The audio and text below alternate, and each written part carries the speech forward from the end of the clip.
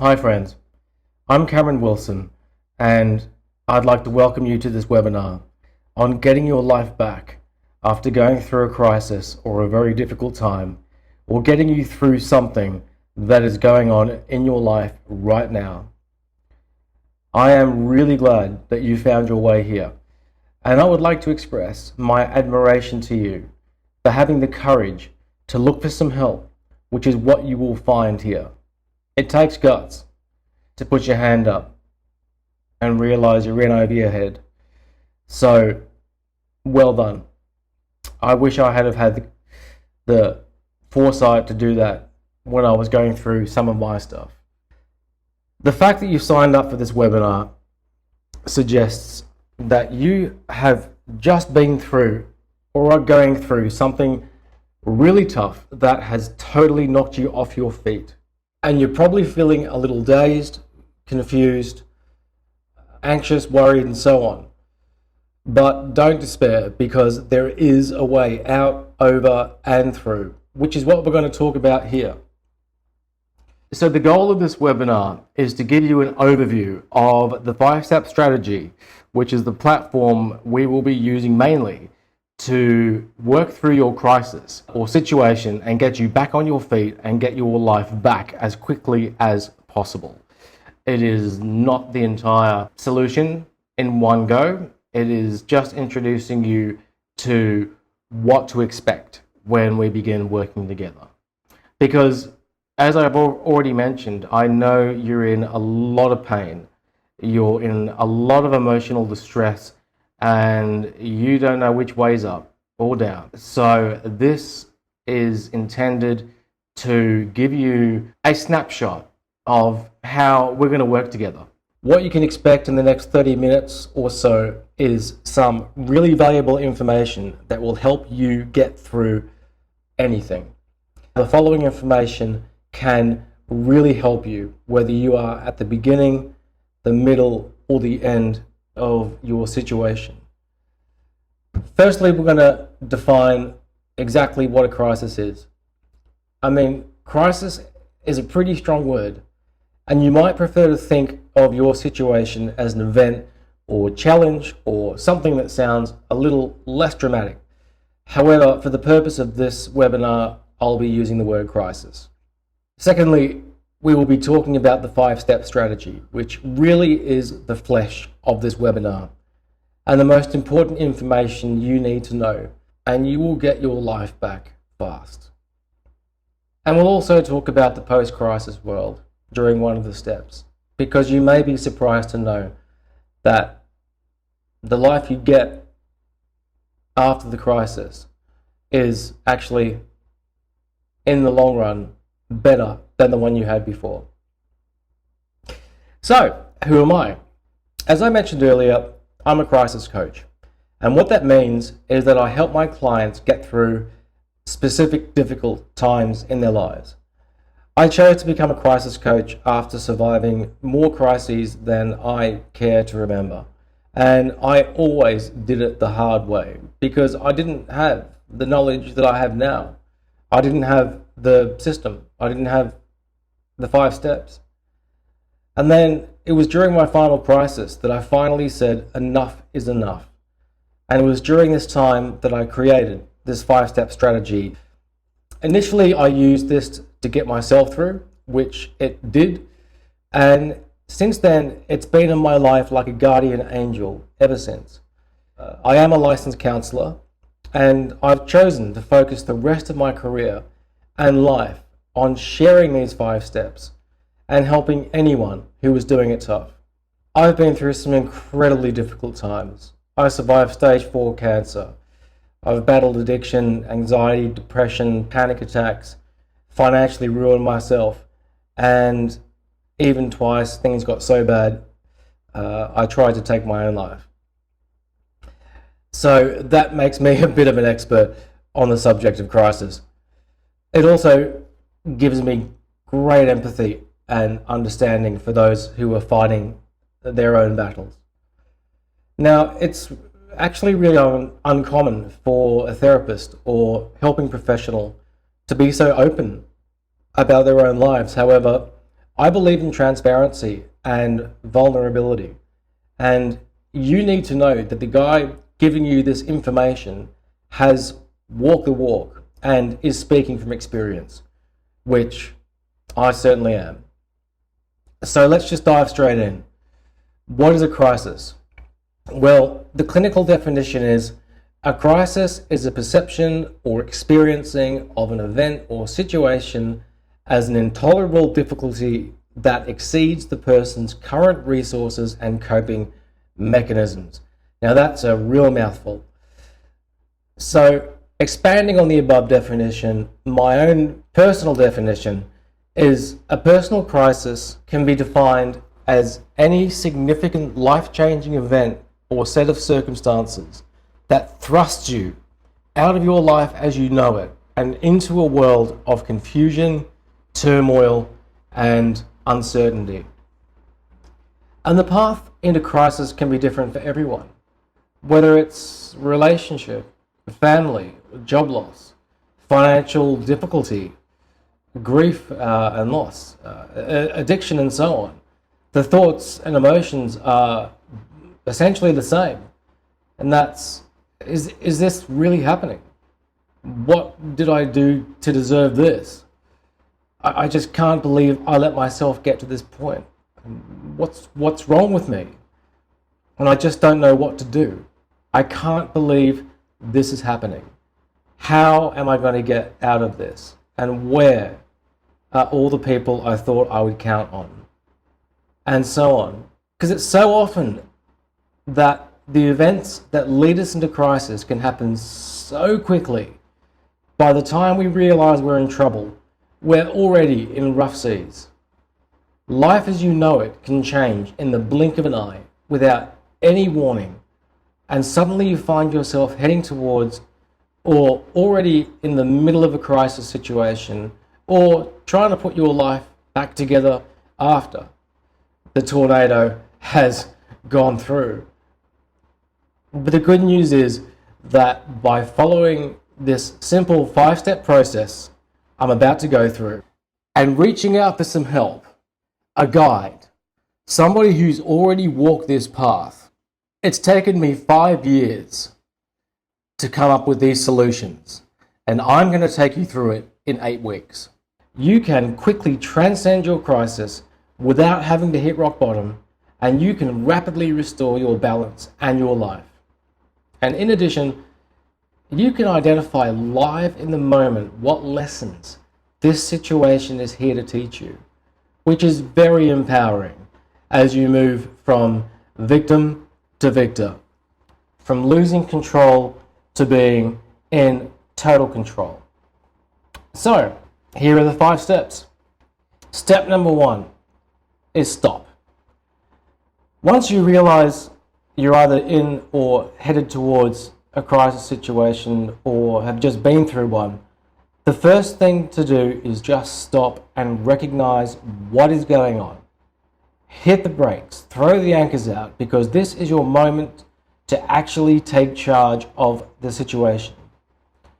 Because personal crises can happen in a heartbeat, and the path into crisis can be different for everyone.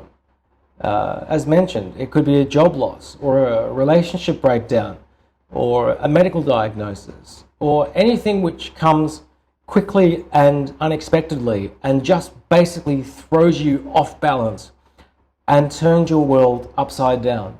You were not expecting it, but you have to deal with it. These events can take you down incredibly quickly. And there is something I call the emotional avalanche, that once you find yourself on this slippery slope, triggered by the crisis, this will speed your descent emotionally and psychologically and really impair your decision-making ability, because all of a sudden you are in fight or flight mode. I mean, if you're out driving or walking in the woods and you realize you're lost, the first thing you do is stop and try and get your bearings of where you are. And then you figure out a plan as to how you're going to get out of that situation, how you're going to find your way back to the road or back to the car. This is exactly the same thing you need to do in a crisis. by stopping and recognizing that there is something in your life you need to deal with and definitely didn't want, and not getting caught up in that emotional avalanche. You are actually taking charge of the situation. It's not taking charge of you. So once that red flag has gone up in your mind, or you are figuring out what to do after a crisis that has pushed you well beyond the limits of your coping skills, then just stop. Take a beat, take a breath, because this is the first step where you're actually taking charge. Then in the next step, we'll be talking about figuring out what's real from what's not real. And this is where you really take the reins. So just to recap, when you find yourself in a crisis and figure out something's happening, stop, hit the brakes, look around, get your bearings, and get your game face on, because you have some work to do. Step number 2 is grounding. Now, this is all about grounding in reality, because this is all we want to do right now is get the facts and find out what is going on. This is also the time we want to temporarily hold our emotions to one side, as hard as that may seem at the time. So in grounding, we are working out exactly what is going on, or what has just happened. We're taking the emotions out just for now, and we will come back to them later, because right now we have to become like a dispassionate detective and ascertain fact from fiction, what's real versus what's not real. What you're doing right now is fact gathering and grounding yourself in reality. At this point, I would highly recommend you write down exactly what is going on, without the emotion and the assumptions, just simply the facts. What you absolutely know to be true. And often, when you see it in black and white and in bullet points, it sometimes may not be as bad as you initially thought. Because the emotions and the meanings we and others attach to the crisis and what we're going through can blow things way out of proportion. Now, obviously, this is not the case in all situations. For example, when I was diagnosed with cancer, that is certainly not something that I could have blown out of proportion, as there was no ambiguity there. I had cancer. However, what I did blow out of proportion was my reaction to it. The fear and the assumptions and the what-ifs, stressing hard before I had the facts and had something to actually stress about. Stressing about test results I didn't have yet, etc. And the other thing to do in this step is for every assumption you have made about what is going on, or is just gone on, or what you think is going on, write down the assumption and then look for evidence of whether that is true or whether that is untrue, or whether it's in the unsure basket. Again, you're being a detective because you are figuring out exactly what's on your plate and what it is you are needing to deal with. And this is also a critical time to really listen to your intuition, because your intuition, your inner guide, is speaking to you. And a lot of answers are going to be coming up from within. So listen, no matter how crazy it may sound, no matter what pops into your head, no matter how off the table it may seem, listen to your intuition, because it's guiding you. And the final part of this grounding in reality step is to figure out what you can control versus what you can't control. You can only control your own thoughts, feelings, actions, and behaviors. You cannot control any of these for anyone else. All you can control is what you do next. What everyone else does next, that's entirely up to them, and you have no control over that. You can only do and say and think and feel what is in your heart, and that is your intuition speaking to you. People will say what they want to say, and they'll think what they want to think, and that is their decision, and that is out of your control. But what you do next is completely and totally in your control. So to recap, you are grounding in reality. You're working out what is real versus what is not real, what you can control versus what you can't control, what stories have you told yourself, what stories have others told you, and from here, then you can get to work. You can start to find the solutions and begin to formulate a plan once you have the facts. And then once you get to this point, you can bring the emotions back in and start the healing process. Step number 3 is surrender. Now this step, surrender, sounds different than what it actually is. It certainly does not mean just lying down and giving up. It is just surrendering to what is. And perhaps another word for it you may prefer is acceptance. Accepting what is going on. This event has come into your life, and whether you like it or not, it's there. And to resist it is only going to cause you more emotional pain. I remember during my last crisis, I fought tooth and nail every step of the way. I resisted and I fought and I kicked and screamed, mainly at myself. But all that succeeded in doing was causing me more emotional pain. So I realized I had 2 options as I sat there in my puddle of misery. I can either continue to fight this, or I can just accept what is going on and deal with it, one step at a time, which I did, and I got myself out of it and through it. I accepted, and it was what it was. This was happening. And I had to get my head around that to bring enough calm to myself and get to work on getting through it. This step is all about conserving your emotional energy. There is an expression, whatever you resist persists. So if you resist what is going on, it's only going to make things so much harder for you. Now again, this does not mean giving up. It just means accepting this event or crisis has come into your life and you have to deal with it.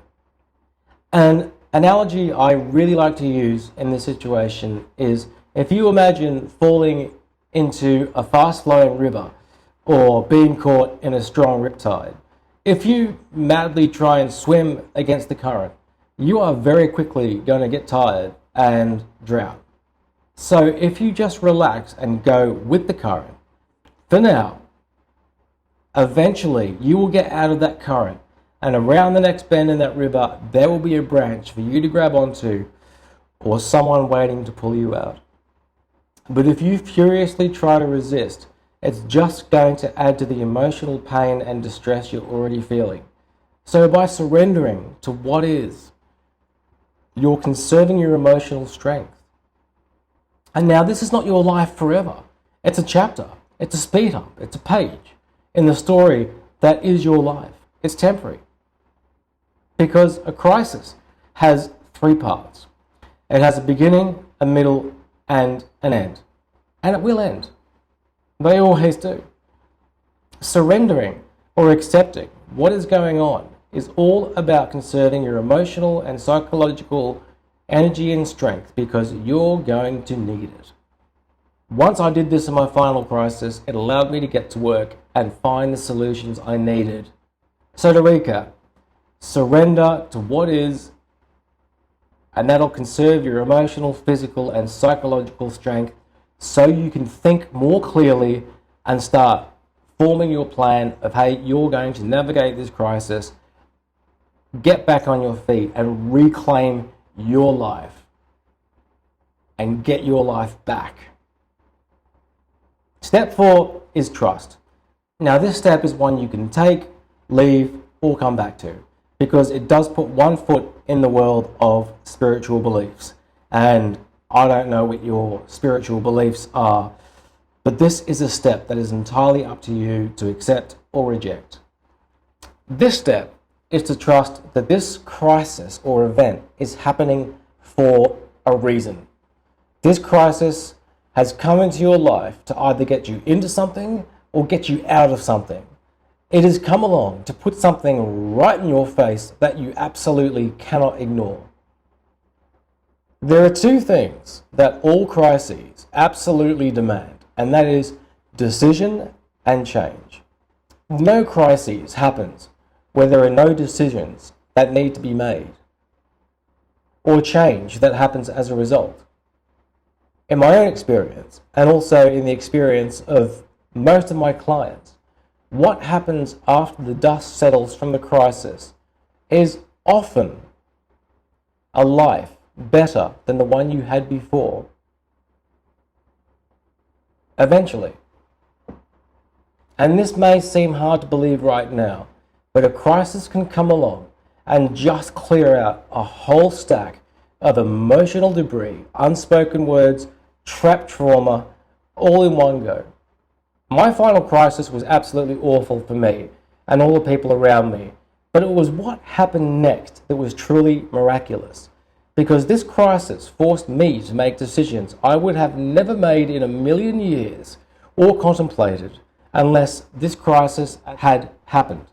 And also, some of the people around me also made decisions, life-changing decisions, that they would have never made had it not been for this crisis. So as hard as it may be, trust that this is happening for a reason. And on the other side of this, something truly wonderful can be waiting. And a lot of good can ultimately come from this experience. Because the crisis gets the cards on the table for everyone. But it may be too soon for you to consider embracing this step, which is absolutely fine. You may have no spiritual beliefs, or it may be too early on your crisis journey. I mean, if you've just lost a loved one, for example, if I told you to trust this happened for a reason, you would most likely want to punch me in the head. So that's why I say this step is entirely up to you, whether you wish to believe this crisis is not by chance. In my morning meditation, I actually give gratitude to all my crises because the incredible journey they set me on would never have happened if they had not happened. And I am so grateful for all the lessons I learned as a result, because pain can be the greatest teacher, and a crisis can provide a massive, concentrated burst of personal growth. So have faith and trust that buried in this crisis or event or experience you are going through or have just been through is a beautiful gift. A crisis is often a diamond wrapped in sandpaper. The final step is believe. And this step is by far the shortest and perhaps easiest of them all. It is quite simply to believe that you have what it takes to get through this crisis and reclaim your life. My favorite quote is by Bob Marley, and he says, "You have no idea how strong you can be until you have no option but to be strong." And this is so true. Right now, this crisis is probably tearing you apart and pushing you to breaking point, and you can't see your way to the other side. But believe that you have what it takes to get through this. You will dig deep and find the strength you did not know you had, and you will use this to get through whatever is going on or whatever has just happened. Believe that you have the courage, you have the strength, you have everything you need within you to survive this. So believe in yourself and believe in your inner power. There is nothing you cannot get through if you have the right knowledge and some help. Because to go through this journey alone is a very lonely and difficult and painful road, and you need some help. You are the hero, and you're on a journey. You're on the hero's journey, and right now you're fighting your battle. You're slaying your dragon, and this is a battle you will win. Have faith in yourself. Trust yourself. Trust your intuition, and there is no way you can lose. This is a time to be completely honest with yourself, and that you will come out the other side of this and believe that this crisis will end, because it will.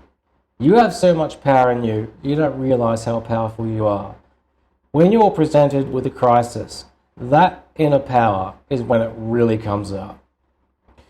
The belief that you will get through this and the belief that this will end should be behind every thought, decision, and action you take during this time. You are strong enough. You are courageous enough. You are tough enough to overcome any obstacle, crisis, event, experience, whatever that comes into your life. Because this is your life and you control it and you control the decisions you make. So make the right ones and put yourself first. So those are the 5 steps. Being in the midst of turmoil can be incredibly challenging and confusing, and it can be a time where you feel the most alone you ever have. Well, you're not alone. As someone who's walked this path and survived to tell the tale, I can guide you through your situation step by step so you come out the other side as quickly and as unscathed as possible. I'm a crisis expert and I'm on your side. There is no need to go through this alone and suffer in silence. Often in these situations, talking to family and friends is just not an option. So having an advocate, someone whose only interest is you and getting you through, is something I wish I had when I was going through my darkest times. And that's the person I want to be for you. This is why I do what I do, because I know what it feels like to be alone, trapped, confused, frightened, and utterly unsure of what to do. Together, we can face whatever it is you're dealing with and get through it. If you're doing it tough, there is a solution, and I would love nothing more than to help you get through it. So get in touch and we can have a confidential free chat about what's going on in your life, and we will start to figure out a way through. And the bottom line is, I am on your side. Period. That's it. I just want to see you through this. So thank you for watching this webinar, and I would really love to hear from you. Take care out there. And just remember, stop, ground, surrender, trust, and believe. Namaste, my friends. Don't lose hope. Don't isolate. A crisis can strike without warning. Don't self-medicate with drugs or alcohol. Face your problems. They're not going away. And don't go out acting self-destructively. And don't make any life-changing decisions right now. Stop pretending, my friend. This is happening. But there is a solution. There is a way through. Get the help you need.